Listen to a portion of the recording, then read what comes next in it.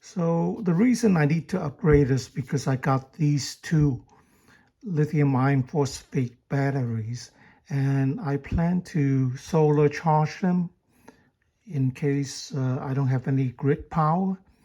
So I'm gonna spend just a very modest amount of money. So what I'm planning to do, the first thing I plan to do is, which I did already, is to get a new solar panel.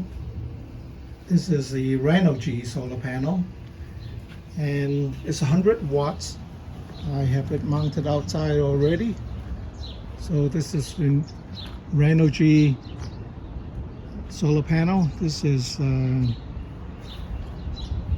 quite a bit smaller than the older 100 watt, about 6 inches shorter. So it might be important for those who use them in a confined space, like on top of a car. So actually short circuit is 5 amps and 23 volt. So it comes with a set of mounting brackets so you can mount them on the roof. So I don't need to mount them on the roof. I don't want to make any holes in my garage roof. So I had this up for like a few days, and then just a couple of days ago I noticed the warranty card is actually in the bottom of the box here. So it came nicely packed securely with the handle, so nothing broken. So that's the first upgrade, and because I am planning on charging the lithium iron phosphate battery as well, so I have a separate solar charger for it, which I haven't set up because the batteries are in the basement, and the lithium iron phosphate has a different charge parameter than lithium ion. That's why I need two solar chargers. Now these are just old-fashioned PWM chargers, although these are slightly better than the $10 ones. They actually have heat sinks, aluminum heat sinks in the back. The other chargers that I had, okay, over here, these are like the $15 ones, and there's no heat sink. This is like a 10 amp charger or something. So these are 30 amp, but they are PWM, so they're not very efficient.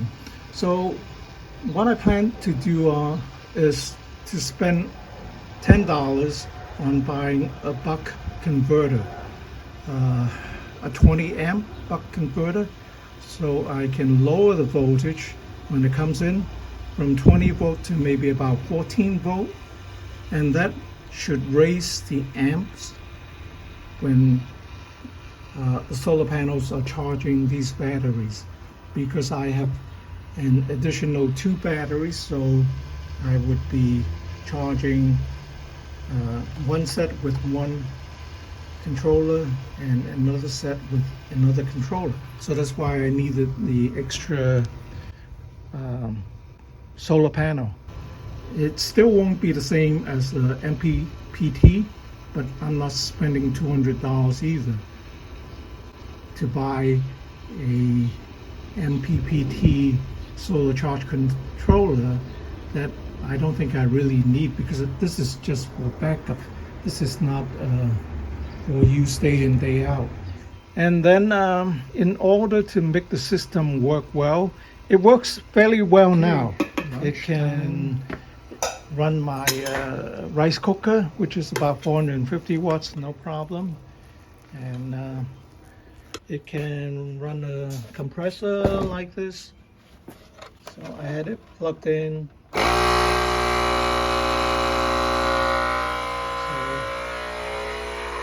you can see the amp draw.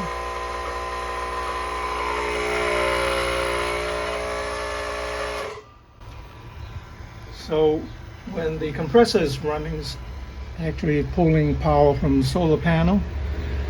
So this is a small compressor, so this system can run it no problem. But sometimes when you have motors and what they call transformers, they don't work well. These inverters don't work well. So I need a soft starter or inrush current limiter. So basically the inrush current limiter is just a couple of resistors, NTC resistors. So the inrush current limiter will have a plug that plug into here, and then this would plug into the current limiter. So when your power equipment starts, it will limit the current so it wouldn't trip the inverter. So that's the other upgrade. The resistors are actually pretty expensive, about $20. So altogether it will be $93 for the solar panel, $10 for the buck converter, and then another $20 for the resistors. So that will be the upgrade, and I should have it completed in a couple of weeks, and we'll come back and see how it works.